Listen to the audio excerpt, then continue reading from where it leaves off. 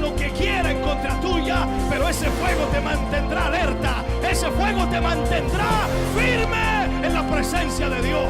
Hoy día podemos estar agotados, hoy podemos estar cansados, pero Dios prometió de su espíritu y Él prometió que levantaría una iglesia poderosa. Vive Jehová el Señor, que Él está aquí en esta hora. Ministerio Pastor Hugo Alfonso Montesinos presenta el mensaje de Dios. Primera de Corintios capítulo 15 versículo 47 en adelante. Leo la palabra del Señor y lo hago en el nombre del Padre, Hijo y Espíritu Santo. El primer hombre es de la tierra terrenal.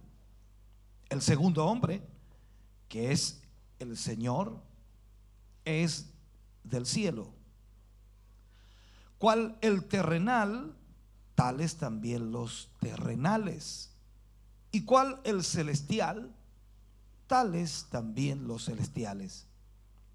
Y así como hemos traído la imagen del terrenal, traeremos también la imagen del celestial. Padre, oramos en el nombre de Jesús. Vamos ante su presencia, dándole a usted muchas gracias en esta mañana por permitirnos, Señor, primeramente reunirnos en este lugar para adorar y exaltar su nombre. Le damos gracias porque podemos ver a nuestros hermanos y hermanas, los cuales amamos en Cristo. Le damos gracias porque tenemos la posibilidad de oír palabra suya y poder ser instruidos y ministrados. Gracias, Señor, porque su amor y misericordia es sobre nuestra vida. En el nombre de Jesús, en esta hora, Señor, le pedimos que usted nos guíe, que nos dirija y que esta palabra, Señor, sea entendida en una forma especial por cada uno de sus hijos. Los ponemos en tus manos, Señor, y esperamos que tú nos hables a nuestro corazón. Para la gloria de Dios lo pedimos. Amén y amén, Señor. Aleluya. Fuerte ese aplauso de alabanza al Señor. Gloria a Dios. Bendito sea el nombre del Señor. Puede sentarse, mi hermano, mi hermana. Dios le bendiga. El tema de hoy: lo que la cruz significa para Dios.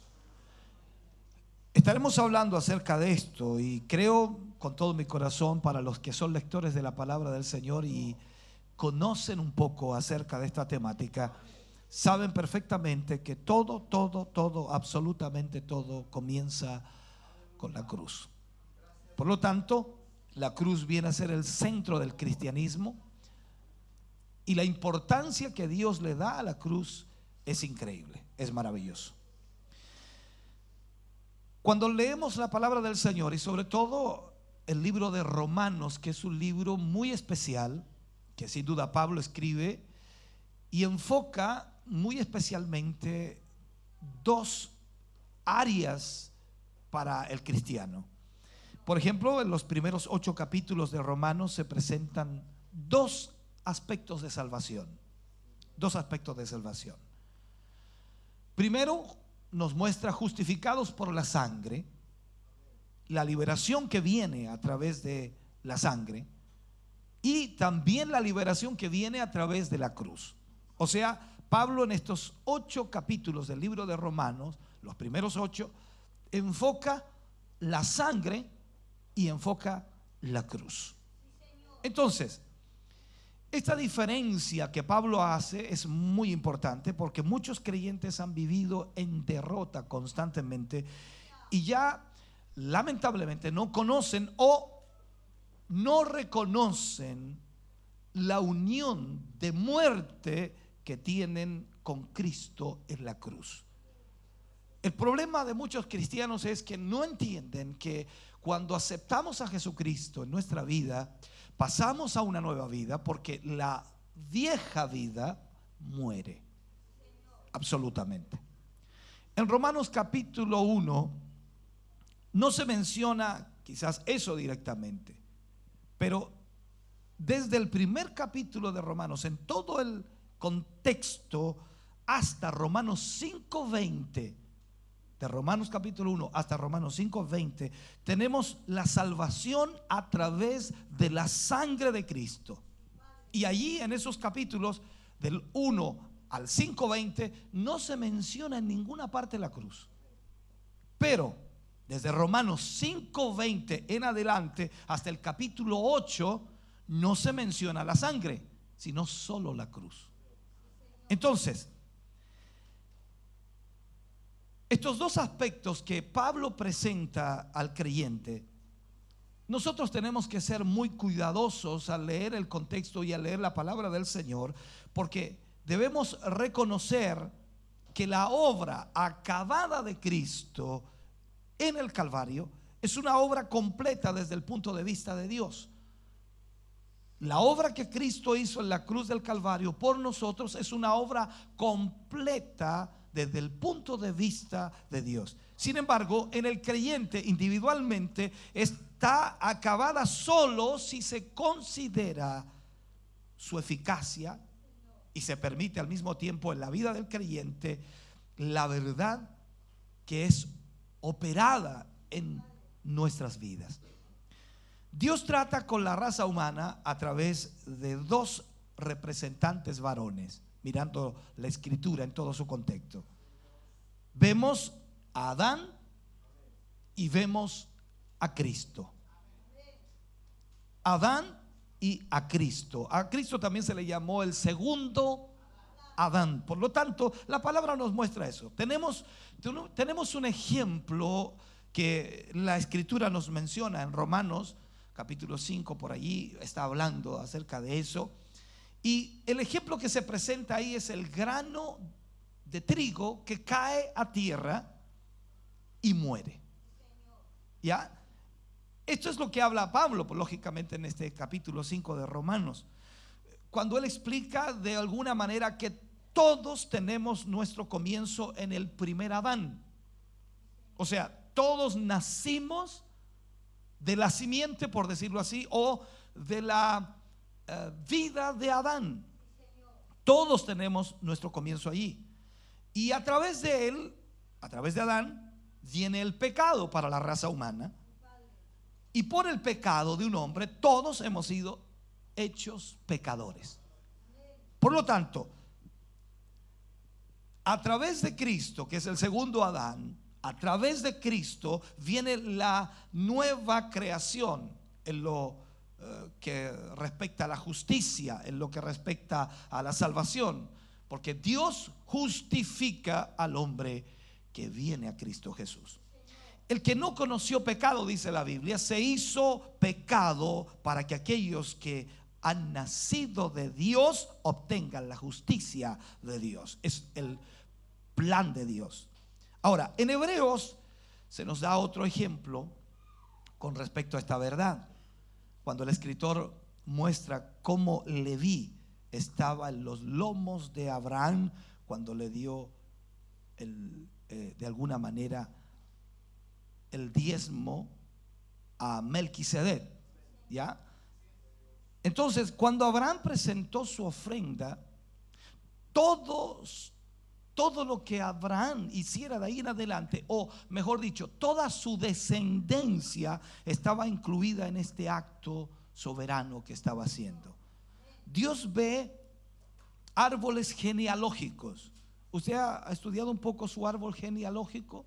¿De dónde viene usted? ¿Quién era su familiar? ¿Quién era su tatarabuelo?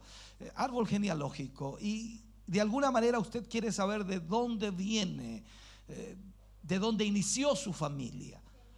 Por lo tanto, Dios mira árboles genealógicos: el árbol genealógico de Adán y el árbol genealógico de Cristo. Si nuestra fuente de vida va a cambiar, entonces debemos cambiar genealógicamente. De eso está hablando la palabra. Esto es algo muy simple, quiero decir simple para entender, simple para comprender. Nosotros hemos nacido del primer Adán. Ese es nuestro árbol genealógico, el primer Adán. Pero si tenemos que cambiar, entonces tenemos que cambiar de familia, tenemos que cambiar de árbol genealógico. Esto es lo que pasa con el nuevo nacimiento. Por eso Jesús le dice a Nicodemo: es necesario nacer de nuevo. Cuando alguien nace en una familia, y de esa familia él pertenece. Por lo tanto, como nosotros nacimos en el árbol genealógico de Adán, que es el pecado, entonces ahora tenemos que nacer de nuevo para nacer en el nuevo árbol genealógico de Cristo Jesús. Entonces, ya que hemos nacido en la familia de Adán, entonces, ¿cómo vamos a poder salir de ella? ¿Cómo vamos a desprendernos de ella? Porque esto no es decir: yo no quiero ser más de esta familia, yo me voy de esta familia, voy a cambiar mi apellido y voy a salir de esta familia. Es más que eso lo que se refiere a la palabra de Dios. ¿Cómo podemos desligarnos de la desgracia de nuestra herencia en el primer Adán? ¿Cómo desligarnos de todo eso? Hay solo una forma, y de acuerdo a la escritura es a través de la muerte. No es que usted se pegue un tiro, se mate, se cuelgue o se muera, sino habla de la muerte. O sea, esto está hablando de la unión con Cristo, que es el postrer Adán. Entonces, en su muerte, la muerte de Cristo, Dios nos liberó del pecado que de alguna manera reinaba sobre Adán y su posteridad, sobre toda su genealogía. Entonces, si Cristo muere y nos liberta del pecado a través de su muerte, entonces la única manera, dice Dios, de salir de esa genealogía es a través de la muerte. Pero nosotros tenemos que identificarnos con Cristo en su muerte. Esto no es tan solo aceptar que Cristo murió por nosotros. Nosotros fuimos libres de la atadura de esa primera familia de pecado, que es la familia de Adán. Dios no solo habla de el primer y postrer Adán, sino también del primer y segundo Adán, en lo que respecta a la palabra. Hay una gran verdad, hermano querido, en el hecho de que nunca más habrá otro Adán. Por lo tanto, debemos regocijarnos que no habrá un tercer Adán. Hubo un Adán que por causa de él el pecado entró al mundo, a la raza humana. Pero vino otro Adán. Como dice la palabra de Dios, así como el pecado entró por causa de un hombre, también la salvación vino por causa de un hombre. Entonces Jesús fue crucificado y puesto en la tumba como el último Adán. Todo lo que había en el primer Adán fue reunido y eliminado en Cristo. Escúcheme bien. Entonces, para Dios, Adán fue dejado en la tumba. Adán quedó muerto, literalmente, para Dios. Entonces, nosotros fuimos incluidos ahí, en esa tumba. Nosotros hemos muerto como ese Adán. A ver si me puede entender. Y esta verdad debe permanecer en nuestro corazón. Usted no vive como el viejo Adán, usted vive como el nuevo Adán. O sea, usted no vive como Adán, sino que vive como Cristo. Nosotros entonces estamos incluidos en esa muerte que Cristo tuvo en la cruz del Calvario. Y esto es parte del simbolismo también del bautismo. Cuando leemos la palabra de Dios en Romanos, sepultados con Él en el bautismo. O sea, el viejo Adán entró en esa tumba de las aguas, por decirlo así, como Pablo lo explica, y murió allí. Cuando usted va a las aguas bautismales, usted muere espiritualmente, muere para el mundo y comienza una nueva vida en Cristo. A eso nosotros le llamamos, fuimos levantados para andar en una nueva vida. La Biblia dice, en la nueva vida es la vida de una nueva creación. Nosotros hemos sido hechos una nueva creación. ¿Me está escuchando? ¿Pero por qué? porque fuimos sepultados juntamente con Él en su muerte. Y por la muerte de Jesús, la vieja raza, Adán, desapareció completamente de nuestra vida. Nunca más habrá otro Adán, sino que ahora Cristo es el que reina en nuestra vida. Al Cristo morir, escúcheme bien, en la cruz del Calvario y ser sepultado, el último Adán llevó a la familia a la tumba y proveyó el fin de esa raza. Entonces, en el segundo hombre es levantada una nueva raza en resurrección. Cristo resucita y en ese momento una nueva raza es levantada. En resumen, somos sepultados con Él en el bautismo. Es el simbolismo del bautismo, es que el agua se convierte en una tumba para nosotros y nos identificamos con el Señor en su muerte. Pero luego, al levantarnos de las aguas o resucitar, podríamos decir como Jesús lo hizo, nos identificamos con Él en su resurrección para andar en una nueva vida. Ojalá no lo esté enredando, hermano. Yo tengo claro eso, pero a veces yo tengo claro algo y le explico a usted y usted queda colgado. Ahora, 1 Corintios 15, 47 y 49, lo que leíamos. El primer hombre es de la tierra, dice, terrenal. El segundo hombre, que es el Señor, es del cielo. Y así como hemos traído la imagen del terrenal, traeremos también la imagen del celestial. Ahora, por un golpe maestro, Dios cambia todas las cosas. Dios ha dado la muerte al viejo hombre. Dios ha dado la muerte al viejo hombre. Y lo terrenal ha muerto. Y al mismo tiempo ha dado vida por medio del segundo hombre, que es Cristo. Entonces, bajo esa perspectiva, ha dado vida a través del Señor Jesús, quien se convierte en la fuente de vida de la nueva creación celestial. O sea, si Cristo Jesús está en usted, usted tiene una vida nueva y una vida celestial. De acuerdo a la Escritura, por medio de la muerte, sepultura y resurrección, entonces nosotros pasamos del viejo árbol genealógico o familiar de Adán a un nuevo árbol genealógico y familiar en Cristo Jesús. O sea, nosotros somos y pertenecemos a una nueva familia. Por eso Dios dice en su palabra que Él nos da autoridad de ser llamados hijos de Dios. Ya no estamos más en Adán, estamos ahora en Cristo Jesús. Aleluya.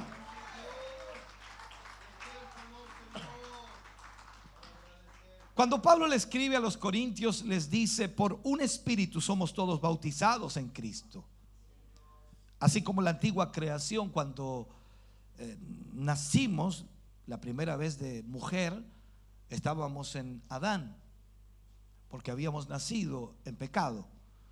Todos estábamos en los lomos de Adán al nacer. Y cuando Adán cometió el crimen contra Dios, la desobediencia y el pecado que entró, lógicamente, así por el pecado de un hombre, la muerte había entrado a toda la raza humana. Todos fuimos hechos pecadores por causa de esa raza. Pero esta nueva creación en Cristo, nos convertimos lógicamente en participantes de su vida. Entonces, por la justicia de un hombre, todos somos hechos justos. Por la justicia de un hombre, todos somos hechos justos. Nosotros tenemos que creer eso, hermano querido. No hay otra razón ni otra base para lo que somos aceptados o para la que realmente somos aceptados en Dios. Solo en Cristo Jesús somos aceptados por Dios. En la nueva creación ahora somos justos porque hemos recibido su justicia. Al igual que como pecadores habíamos recibido la naturaleza del primer Adán, ahora recibimos la nueva naturaleza de Cristo en nuestra vida. Así que en la cruz, Dios ha liberado a la raza humana o a la raza de Adán de 4 tiranos. Uno de ellos es la muerte. El otro es el pecado. El otro es la ley. Y el otro es la carne. Por lo tanto, miramos automáticamente que usted y yo ya no moriremos eternamente. El pecado ya no se enseñoreará de vosotros, dice la palabra. Ya no vivimos bajo la ley, ni mucho menos vivimos en la carne. Todo lo que vivimos hoy lo vivimos en el Espíritu de Dios. Ahora, Pablo habló sobre esto en la mitad del libro de Romanos. En Romanos 5 encontramos la libertad del pecado, libertad de la condenación del pecado.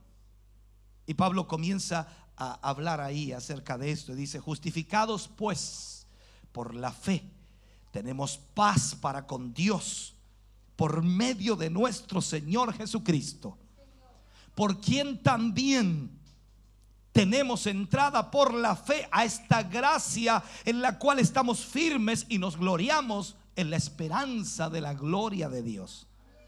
Y no solo esto, dice Pablo, sino que también nos gloriamos en las tribulaciones, sabiendo que la tribulación produce paciencia, y la paciencia prueba, y la prueba esperanza, y la esperanza no avergüenza, porque el amor de Dios ha sido derramado en nuestros corazones por el Espíritu Santo que nos fue dado. Porque Cristo, dice, cuando aún éramos débiles, a su tiempo murió por los impíos. Ciertamente, apenas morirá alguno por un justo. Con todo, pudiera ser que alguno osara morir por el bueno.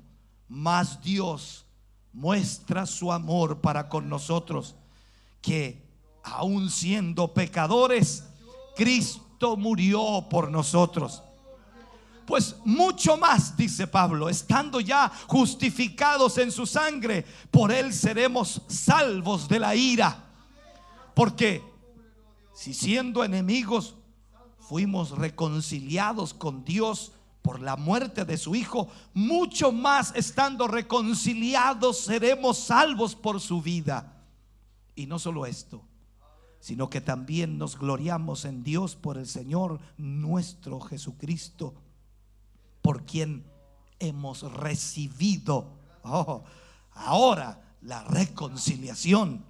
Por tanto, como el pecado entró en el mundo por un hombre, y por el pecado la muerte, así la muerte pasó a todos los hombres, por cuanto todos pecaron.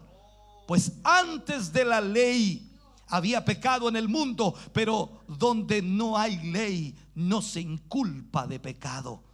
No obstante, reinó la muerte desde Adán hasta Moisés, aún en los que no pecaron, a la manera de la transgresión de Adán, el cual es figura del que había de venir. Pero el don no fue como la transgresión, porque si por la transgresión de aquel uno murieron los muchos, abundaron mucho más para los muchos la gracia y el don de Dios por la gracia de un hombre, Jesucristo. Y con el don no sucede como en el caso de aquel que uno había pecado, porque ciertamente el juicio vino a causa de uno solo que había pecado para condenación, pero el don vino a causa de muchos o de muchas transgresiones para la justificación. Aquí nos habla Pablo en realidad de Adán y de Cristo, de lo que se provocó con el pecado de Adán y lo que se provocó con la justificación de Cristo para el creyente. Entonces vemos todo esto: libertad del castigo del pecado. O sea, cada creyente ha sido libertado del castigo del pecado. Dios nos hace libres de la tiranía del pecado. Sigue escribiendo Pablo en Romanos 6, 22 y 23 y dice: más ahora que habéis sido libertados del pecado y hechos siervos de Dios, tenéis por vuestro fruto la santificación y como fin la vida eterna. Porque la paga del pecado es muerte, mas la dádiva de Dios es vida eterna en Cristo Jesús, Señor nuestro. Esto es extraordinario, hermano querido.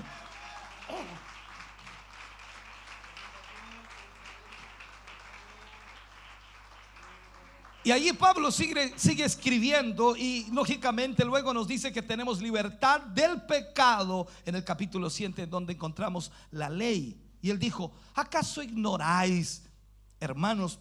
Pues hablo con los que conocen la ley. Dice que la ley se enseñorea del hombre entre tanto que esté vivo. Porque la mujer casada está sujeta por la ley al marido mientras éste vive. Pero si el marido muere, ella queda libre de la ley del marido. Así que si en vida del marido se uniere a otro varón, será llamada adúltera. Pero si su marido muriere, es libre de esa ley. De tal manera que si se uniere a otro marido, no será adúltera. Así también vosotros, hermanos míos, habéis muerto a la ley mediante el cuerpo de Cristo, para que seáis de otro, del que resucitó de los muertos, a fin de que llevemos fruto para Dios. Porque mientras estábamos en la carne, las pasiones pecaminosas que eran por la ley obraban en nuestros miembros, llevando fruto para muerte. Pero ahora estamos libres de la ley por haber muerto para aquella en que estábamos sujetos, de modo que sirvamos bajo el régimen nuevo del Espíritu y no bajo el régimen viejo de la carne. Ojalá pueda entender lo que acabo de leer. Tenemos libertad de la presencia del pecado, y la redención del cuerpo se realiza a través de lo que Cristo hizo. Por eso dice Pablo: ahora pues ninguna condenación hay para los que están en Cristo Jesús, los que no andan conforme a la carne, sino andan conforme al Espíritu. Porque la ley del Espíritu de vida en Cristo Jesús me ha librado de la ley del pecado y de la muerte. Oh, tremendo, hermano, lo que dice Pablo aquí. Sigue diciendo Pablo: porque lo que era imposible para la ley, por cuanto era débil por la carne, Dios, enviando a su Hijo en semejanza de carne de pecado, y a causa del pecado condenó al pecado en la carne, para que la justicia de la ley se cumpliese en nosotros, que no andamos conforme a la carne, sino conforme al Espíritu. Porque los que son de la carne piensan en las cosas de la carne, pero los que son del Espíritu piensan en las cosas del Espíritu. Aleluya. Qué palabra, hermano.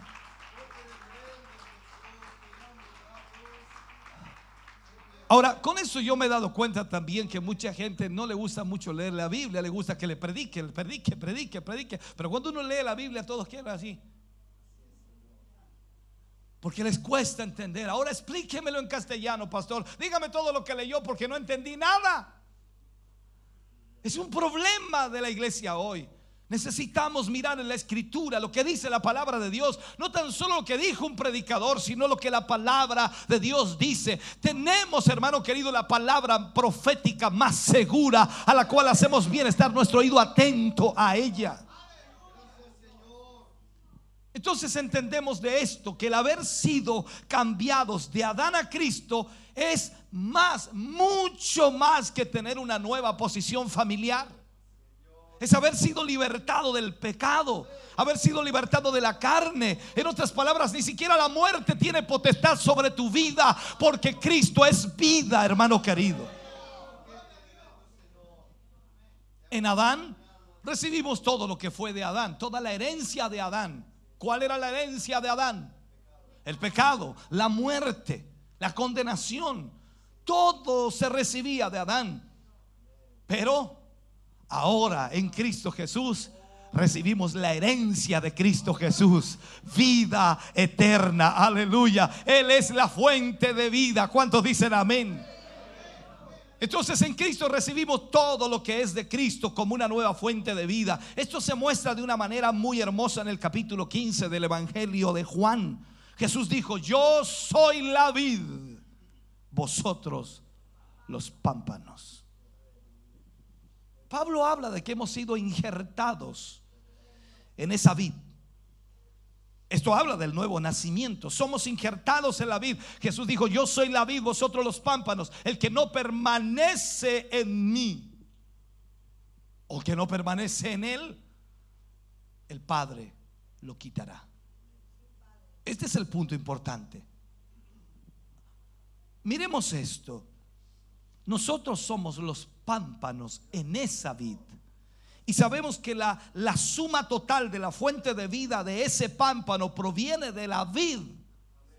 Y lo que sea que esté en la vid también estará en el pámpano.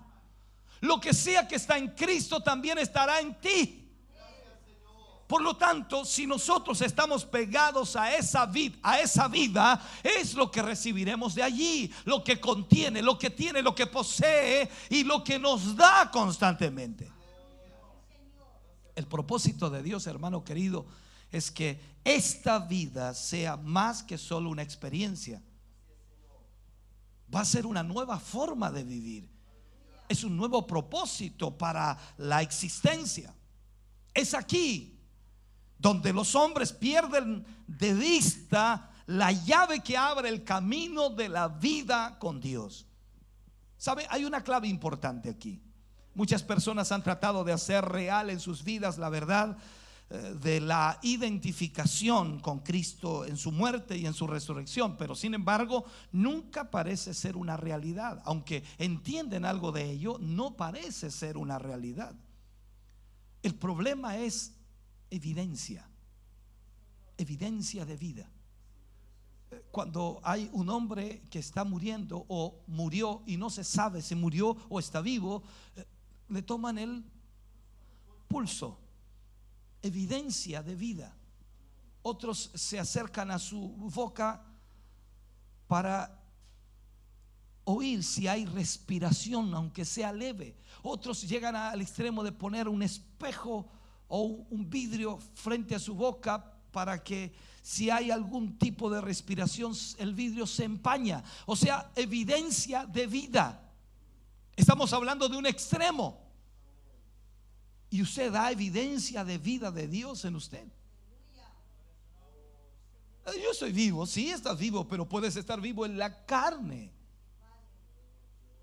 Y Pablo dice: nosotros no andamos ya en la carne, sino nosotros andamos en el Espíritu. ¿Me está escuchando? Entonces el problema es la evidencia. Hemos estado mucho más interesados en nosotros mismos que en Él. Pasamos la vida interesados en nosotros mismos. La mayoría de los cristianos están más interesados en lo que quieren que Dios haga por ellos que en lo que ellos pueden ser para Dios. La mayor parte de los cristianos vienen a la iglesia solo a pedirle cosas a Dios. ¿Me estás oyendo, hermano? Y si pudieran, usarían a Dios y la obra que hizo en la cruz para sus propios fines. Eso es lo que mucha gente cristiana está haciendo. Ha perdido realmente la realidad de lo que significa la cruz. Y quizás ahí está la raíz del problema, ¿no?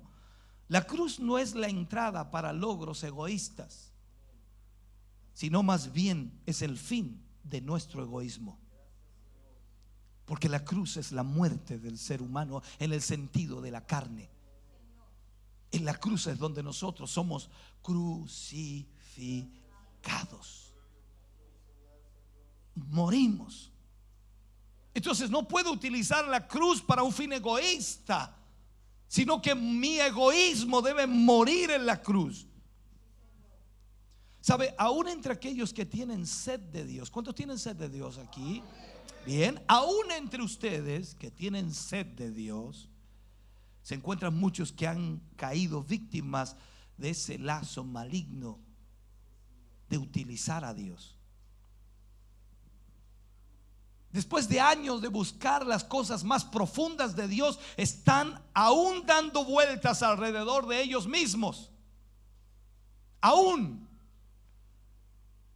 están tratando, a ver si lo puedo explicar, están tratando de conseguir todo lo que Dios tiene para ellos, tratando de alcanzar todo lo que Dios tiene para ellos, tomando todas sus posesiones y apropiándose de toda su herencia en Cristo. Escúcheme. Y todo asunto gira alrededor de ellos mismos. ¿Sabe? Dios no quiere ser utilizado por el hombre. Dios quiere utilizar al hombre. Usted no puede venir aquí para utilizar a Dios para sus propósitos, para su egoísmo. Usted no puede venir aquí y decirle a Dios: Señor, yo quiero esto, esto y esto, y no te olvides de esto otro. Usted debe venir aquí y decirle a Dios: Señor, si te sirvo para algo, aquí estoy, Señor, úsame para tu gloria.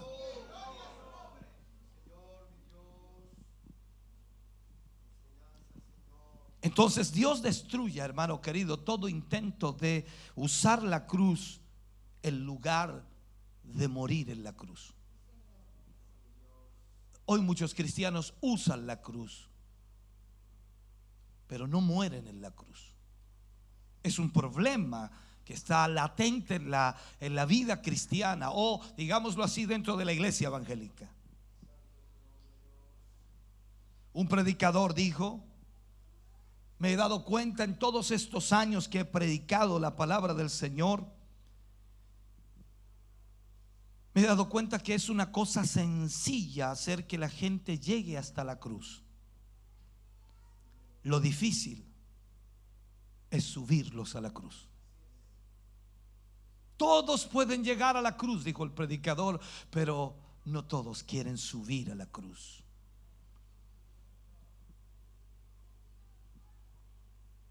Porque nadie quiere renunciar a su forma de vida. ¿Sabe usted? La mayoría de los cristianos sencillamente se presentan ante Dios para rogar ayuda, y de una u otra manera presenta súplicas para que Dios les dé la victoria. Pero dentro de su corazón tienen un, ¿cómo le llamo yo? Un interés secreto. Tienen como algo bien arraigado en su corazón, y ellos mismos en realidad saben que lo único que desean es alcanzar cosas que están en su mente. No tenemos que buscar lo nuestro, lo que queremos para nosotros, sino lo que Dios quiere. Recuerdo a Pablo escribiendo y hablando acerca de Timoteo, y le dice: no tengo a ninguno que tan sinceramente se preocupe por vosotros. Y aplica esto y lo aclara y dice: porque todos los demás buscan lo suyo propio y no lo que es de Cristo. Hermanos, está hablando de la iglesia.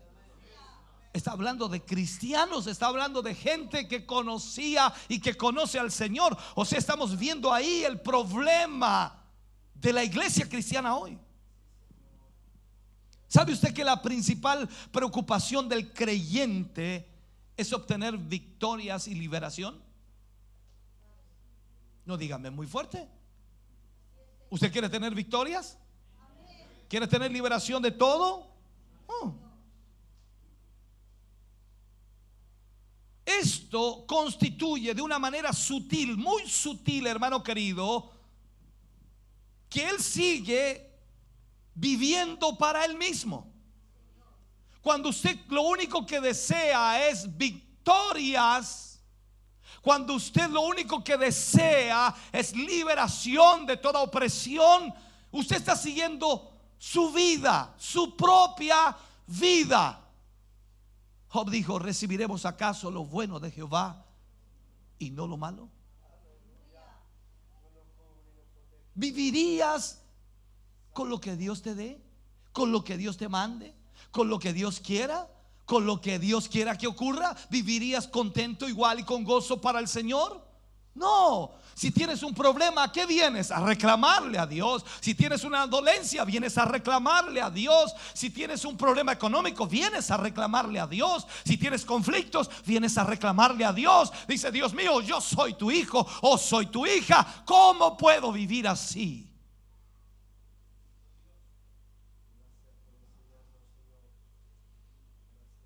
En el cuarto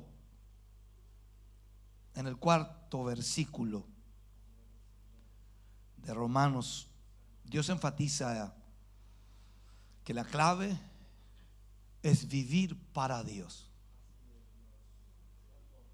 ¿Usted vive para Dios?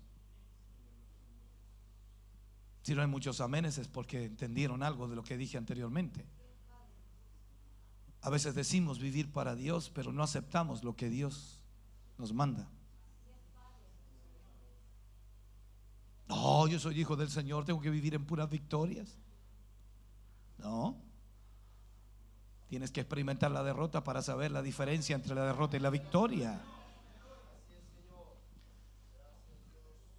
Romanos 6:10 dice: porque en cuanto murió al pecado, murió una vez por todas, mas en cuanto vive, para Dios vive. Qué bueno, ¿no? Luego otra vez en el versículo 11 se habla de estar vivos para Dios. Dice: así también vosotros consideraos muertos al pecado, pero vivos para Dios en Cristo Jesús, Señor nuestro.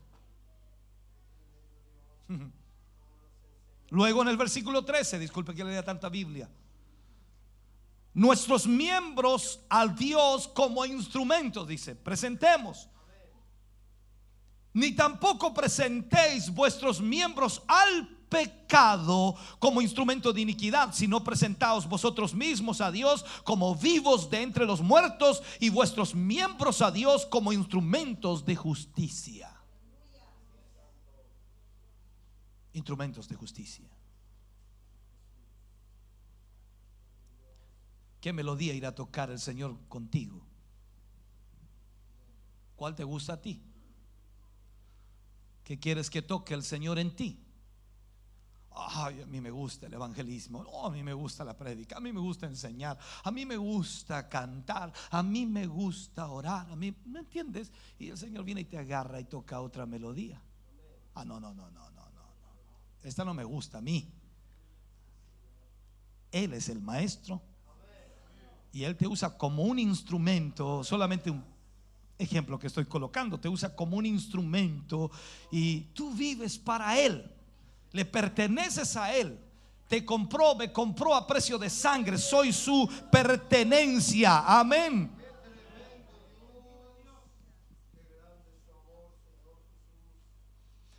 Esto en la práctica real, hermano querido, significa simplemente que lo primero que Dios va a hacer a través de la cruz es cambiar el viejo centro del hombre y su propósito en la vida, para atraerlo a Él mismo y traerlo a su propósito supremo. O sea, el propósito que tú y yo teníamos antes de conocer a Cristo, cuando estábamos en la carne, dígame, ese propósito Dios lo destruye y ahora te trae hacia sí mismo y pone un nuevo propósito totalmente diferente al tuyo. Por eso es que cuando una persona genuinamente, realmente se convierte, todo su sistema de vida cambia. Lo que antes le importaba, ahora ya no le interesa mucho. Ahora tiene otros intereses, tiene otras prioridades, tiene otros objetivos, porque Dios ha traído a esa persona a sí mismo, al Señor, y ahora el propósito que prima en su vida es el propósito supremo de servir al Señor. La ley es que cuando le buscamos a Él primero, dice que todas las cosas serán añadidas. En el momento que uno llegue a ser un nuevo hombre o una nueva mujer o a vivir para Dios, entonces la puerta se abre para que Dios nos dé la victoria y toda la liberación. Cuando tú llegas a servir al Señor, la victoria no va a venir antes que eso. La liberación no va a venir antes que eso. Tú tienes que vivir para Dios. Y eso significa que antes de vivir para Dios debe haber una muerte. Ahí no te gustó mucho. Hay que morir primero para poder luego vivir. No puedes vivir para Dios sin haber muerto.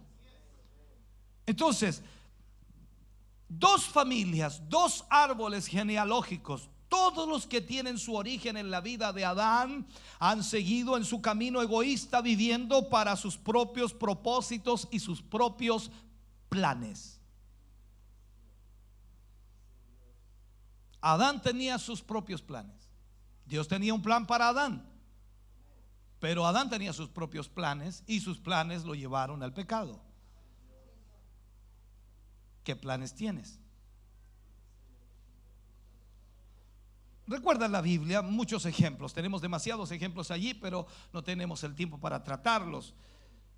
¿Sabe? A través de la cruz Dios ha puesto el hacha a la raíz del viejo árbol familiar genealógico. Por eso dice Juan, el hacha está puesta a la raíz del árbol.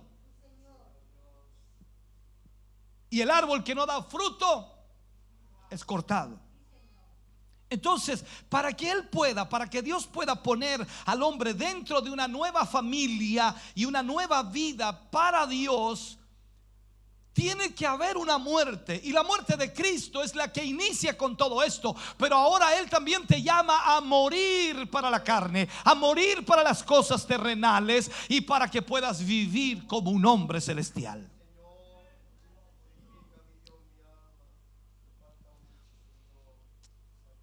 De alguna manera, la realidad de la iglesia evangélica hoy nos muestra que los métodos de Satanás no han cambiado desde el Edén. Aún siguen siendo los mismos. Satanás aún ofrece el mismo sustituto para el árbol de la vida.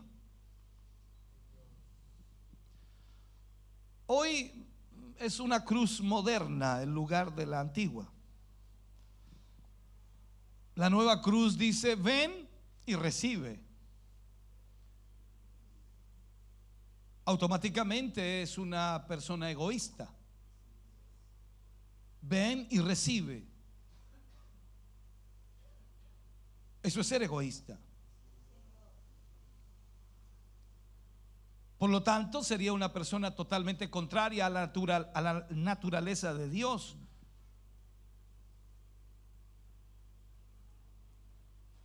¿Qué va a hacer esa persona? Va a usar la cruz para su propio beneficio.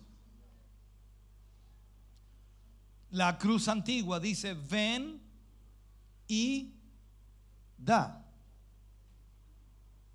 Tienes que dar tu vida. Tienes que dar todo para el Señor. Ya no vivo yo, dijo Pablo, sino Cristo vive en mí.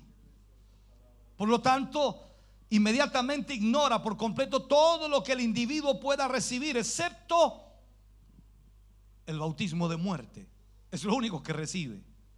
La cruz antigua, según Dios, es un símbolo de muerte para la vieja vida adámica. La nueva cruz simplemente la dirige a un egoísmo. La nueva cruz levanta a Adán para una forma de vida más limpia y salva, y guarda de alguna manera el yo y al mismo tiempo su ambición. Dios no nos ha llamado a eso. Para los dogmáticos les dice: ven y haz tu dogma para Dios, o sea, haz tu doctrina, haz tu enseñanza, haz tu evangelio. Para los ególatras les dice: ven y haz tu ostentación para Dios. La cruz antigua no va a tener relación con el mundo, no va a tener relación con ese tipo de cosas. Para la carne orgullosa de Adán significa el final del viaje. El ir a la cruz antigua de Cristo para la carne es el final del viaje. La cruz antigua llevó a cabo la sentencia impuesta por la ley. La nueva cruz no está opuesta a la raza humana, lamentablemente. Esa nueva cruz que aparece y hoy día es predicada en los púlpitos de muchas iglesias no está opuesta a la raza humana, más bien es su amigote, su compadre, es su socio.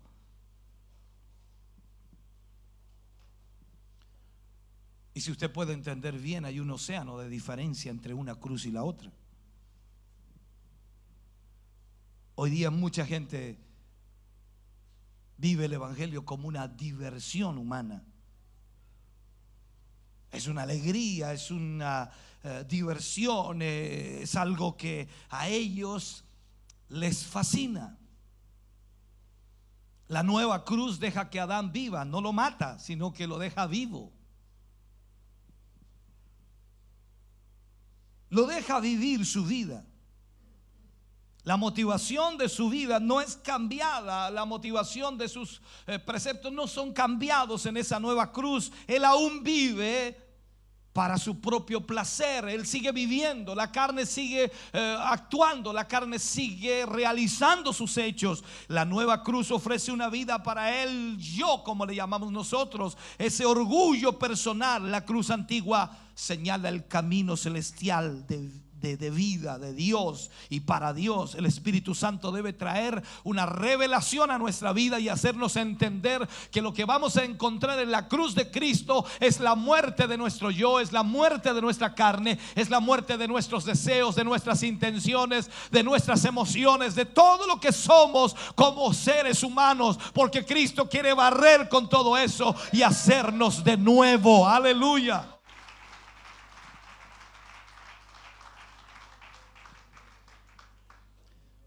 No tenemos que olvidar, hermano querido, no podemos olvidar el pozo en el que hemos estado, ¿no?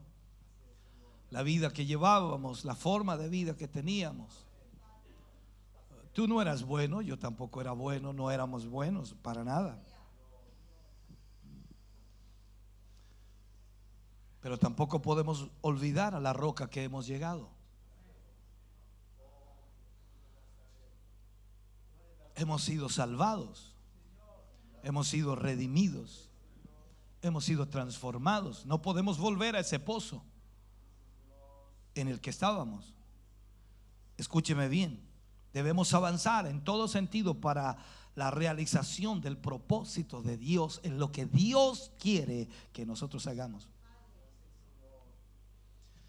Lo que previamente ha sido crisis va a convertirse ahora en un caminar hacia una semejanza para el Señor. Esta es la vida verdadera, una nueva clase de vida, hermano querido, una nueva clase de vida en una esfera enteramente diferente. ¿Sabe usted? La muerte ha recibido su trono y de alguna otra manera ha sido cambiada. La ley se ha transformado por amor, o la ley ha sido cambiada por amor. La carne ha recibido su trono al Espíritu. O podría utilizar otra palabra para que entendamos mejor eso. Cuando hablamos entonces que la diferencia existe y debe existir, la muerte ha rendido su trono a la ley de Dios, a la ley del amor. Y la carne ha rendido su trono al Espíritu. Eso es lo que la cruz ha realizado para Dios. Dios decidió que la única manera que el ser humano pudiera ser rescatado, salvado, redimido, era enviando al segundo Adán, o el postrer Adán, para que a través de ese postrer Adán toda la humanidad pudiera ser salva. Pero la muerte era el punto inicio o inicial. Y cada uno de nosotros, si quiere tener a Cristo en su vida, tiene que estar juntamente con Él crucificado. En otras palabras, tiene que morir en la cruz todo su yo, todo su orgullo, todo lo que hay de la carne, para que podamos ser aceptados por el Dios Todopoderoso. Es la única manera, la única forma. Entonces la cruz significa para Dios el inicio de una nueva vida. Cuando usted y yo vamos a la cruz, iniciamos una nueva vida para Cristo. Pero no se trata de ir y mirar la cruz. No se trata de ir y observar la cruz. No se trata de ir y ver quiénes están crucificados en la cruz.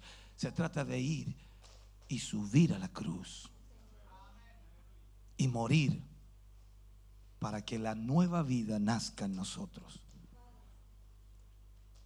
¿Cuánto orgullo y cuántos propósitos son solo nuestros? ¿Cuántas cosas que hacemos a veces para Dios supuestamente son netamente egoísmo nuestro? Venimos a la iglesia a pedir y a rogar a Dios por todo lo que nosotros anhelamos, por todo lo que nosotros queremos lograr y alcanzar. Y te amurras y te enojas cuando Dios no te da lo que quieres lograr. Y te enojas con Dios porque piensas que Dios no es bueno, cuando sigues siendo egoísta. La cruz destruye eso. En la cruz el orgullo humano se desaparece. Por eso es importante que entendamos el significado de la cruz para el Señor, el significado de la cruz para Dios. Usted y yo necesitamos más que nunca conocer lo que Dios quiere que conozcamos.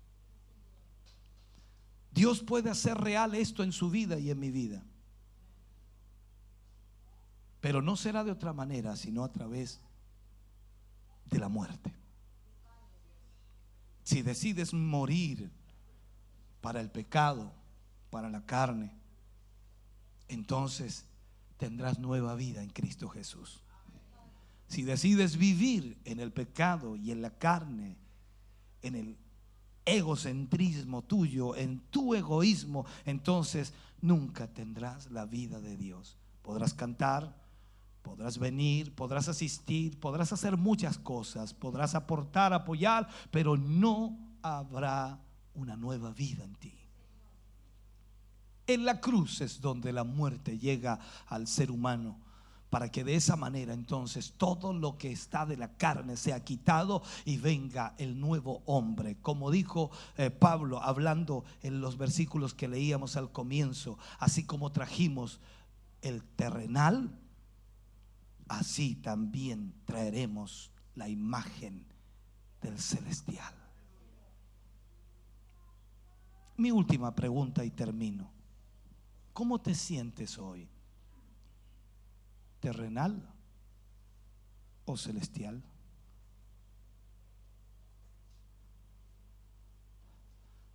¿Cuál es tu posición? No puedes decirme que estás como en el medio. Voy entre los dos más o menos, como un poquito terrenal me queda, pero también tengo algo de celestial. O eres terrenal o eres celestial. Y la única manera de romper con eso que nos liga a lo terrenal es la cruz. Entender que allí es donde todo lo nuestro debe morir. Y ahí se nos pone difícil. Años atrás enseñé algo que debo solamente marcarlo para cerrar este mensaje. Cuando el Señor Jesús escogió a sus discípulos, trató con ellos de tal manera que ellos tenían que saber perfectamente que a Dios no le interesaban sus emociones, no le interesaban sus sentimientos, no le interesaban sus opiniones, no le interesaban sus proyectos o propósitos. Jesús los llama y forma en ellos nuevas criaturas. Todo cambió para Pedro, Juan y todos los discípulos. Cambió absolutamente. Mateo, ni hablar. El Señor le dice: ven, sígueme. Y ese hombre deja todo, absolutamente todo, para seguir al maestro. Pedro y Juan dejaron a su padre Zebedeo y se fueron tras Jesús. Dejaron la barca, dejaron todo. Fue un cambio total. Cualquiera le hubiera dicho: locos, fanáticos, ¿cómo se les ocurre dejar todo por ese Jesús? Eso es fanatismo, mi amigo. Eso no se puede hacer. Pero Jesús hizo eso con ellos. Les cambió su mentalidad, cambió su corazón, cambió sus conceptos, sus ideas, sus pensamientos. Ya las emociones en ellos no existían. Simplemente querían servir a Dios. Lo único que anhelaban en su corazón era estar con Cristo, vivir con Cristo, pasar día y noche con Cristo, hacer lo que Cristo les permitiera que hacían. Tú y yo estamos lejos de esa realidad. Muy lejos. Tu negocio, tu casa, tus cosas, tus proyectos, tus deseos, tus anhelos, tus pasiones, tus emociones, tus sentimientos, tus pensamientos, todo es tuyo. ¿Te das cuenta? Todo es tuyo. Es que a mí no me gusta, es tuyo. Es que yo no quiero, es tuyo. Muy pocos hoy se mueven bajo el propósito de Dios.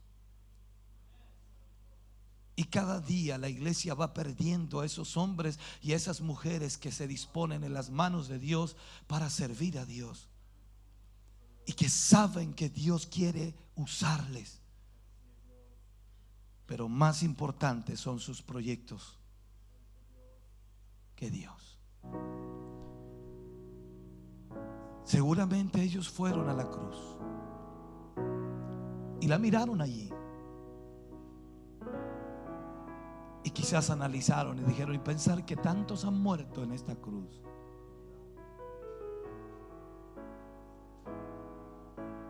Quizás también sintieron un poco de quebrantamiento al ver la cruz. Quizás sintieron también lo que la cruz podía hacer por ellos, pero no se atrevieron a subir, porque eso significaba renunciar a todo lo que era de ellos. Y el problema de hoy es que nadie está dispuesto a renunciar, a morir, para que viva Cristo en él. ¿Qué pasaría si hoy mueres?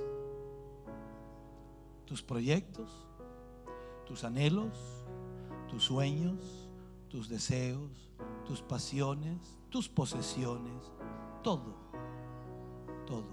¿te lo llevas? Todo se acaba, todo se termina. Lo que querías hacer ya no lo podrás hacer. Donde querías viajar ya no podrías viajar. Lo que querías comprar ya no lo podrías comprar. Lo que anhelabas para tus hijos ya no lo podrías hacer. Lamentablemente la muerte llegó. Te moriste, no, se acabó, se finí. Todo terminó, lamentablemente terminó. Tan bueno que era. La muerte en la cruz simboliza exactamente lo mismo. Todos tus deseos, pasiones, anhelos, sueños, todo se termina allí. Y ahora eres una nueva criatura. Y ahora lo que tienes en tu mente y en tu corazón es lo que Dios pone en ese corazón y en esa mente. Ahora ya no te gobiernas tú, sino hay uno que te gobierna. Por eso Pablo dijo: ya no vivo yo, sino Cristo vive en mí.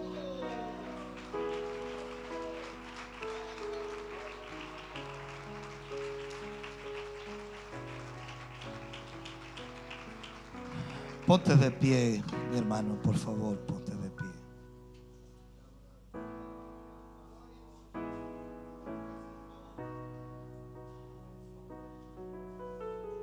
Lo que significa la cruz para Dios.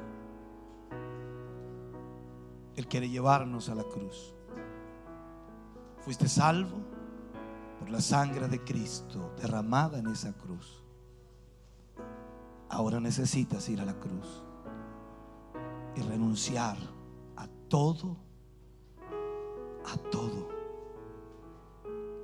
para que Cristo viva en ti. Y mientras no hagas eso,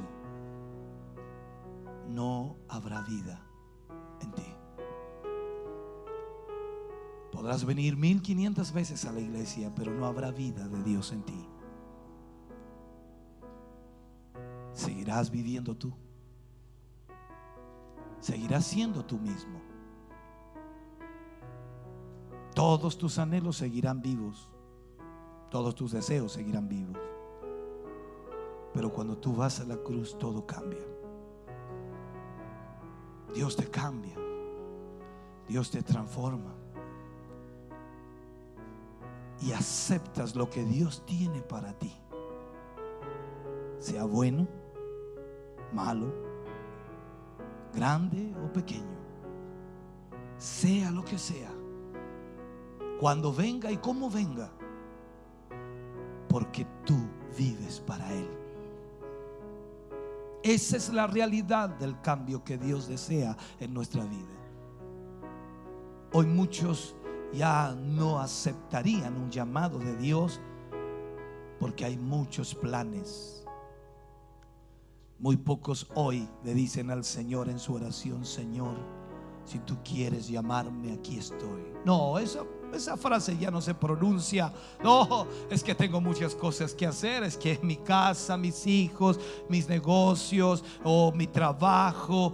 Lo que pasa es que mis hijos tienen que llegar a la universidad, tienen que estudiar, ser profesionales, y yo tengo que trabajar duro para ellos. Así que no, es difícil para mí. La verdad que yo voy a la iglesia, canto al Señor, yo sirvo, yo amo al Señor, yo lo amo más que nada en el mundo, pero no te atreves a ir a la cruz y morir para todo lo que tú deseas y anhelas,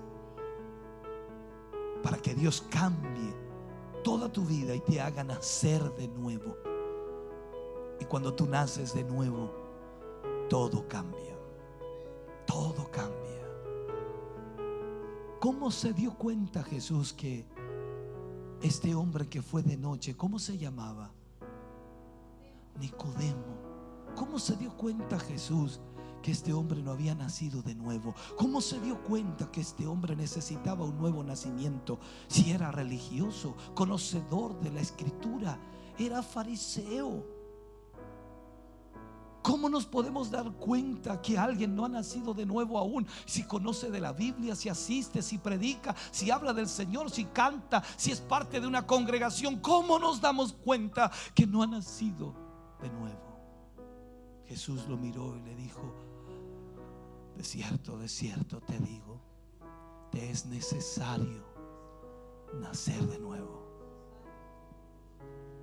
Ese hombre fue ocultándose de los demás de noche para que no lo vieran. Cuando tú naces de nuevo, tú no te ocultas, tú no te escondes. No te interesa lo que los demás piensen de ti. A ti te interesa lo que Dios piense de ti. Que te digan loco, fanático, que te digan lo que te digan, tú sirves a Dios, y mientras agradas a Dios es lo más importante para tu vida. Jesús le dijo: te es necesario nacer de nuevo. Y Nicodemo, como muchos, le dijo: Señor, como siendo yo viejo voy a entrar en el vientre de mi madre y volver a nacer? No te maravilles que te he dicho, te es necesario nacer de nuevo. Es de agua y de espíritu. Agua y espíritu. ¿Entiende esto? La cruz no había venido aún, pero el bautismo en agua era símbolo de la muerte, sepultura, resurrección, nueva vida. Y Jesús le dice: de agua y de espíritu. El problema es que el espíritu de este hombre estaba en su yo, en su orgullo, en sus deseos. Pero cuando tú tienes el Espíritu de Dios, Él te gobierna. Y como Pedro dijo, me lleva donde yo no quiero ir. La cruz es el lugar donde no debemos ir a pasear, ni tampoco hacer un picnic, ni mucho menos un paseo familiar. La cruz es el lugar donde individualmente cada uno de nosotros debe subir y morir allí. Morir, ser sepultado. Pero cuando te levantes a la nueva vida, nunca más te acordarás de la vieja vida. Ni siquiera añorarás tener o hacer lo que hacías, porque ahora tienes una nueva vida en Cristo Jesús. La cruz significa para Dios el inicio de una nueva vida en Cristo. La muerte de la carne y la nueva vida en el Espíritu.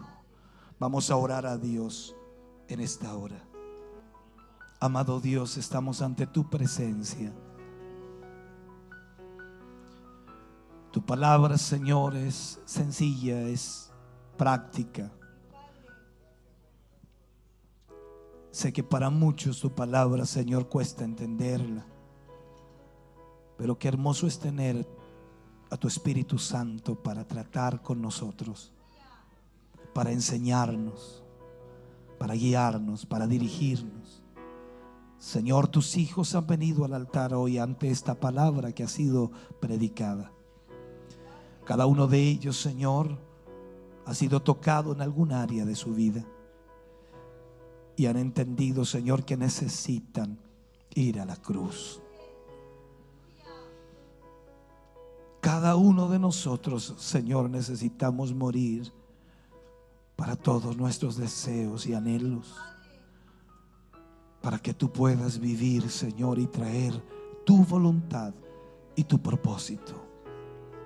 Necesitamos dejar de venir, Señor, a la iglesia a usarte para nuestro beneficio.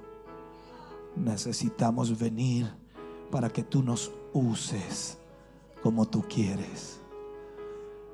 Tú no eres el instrumento para usar, sino nosotros debemos ser el instrumento que tú usarás para tu gloria. Señor, toma la vida de tus hijos en esta hora.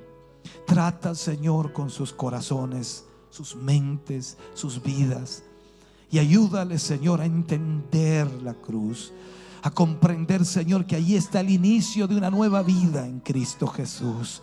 Si bien es cierto, te hemos recibido, te hemos aceptado, Señor, y hemos sido hechos nuevas criaturas, pero no lo entendemos totalmente. Por eso es necesaria la muerte, Señor, en la cruz.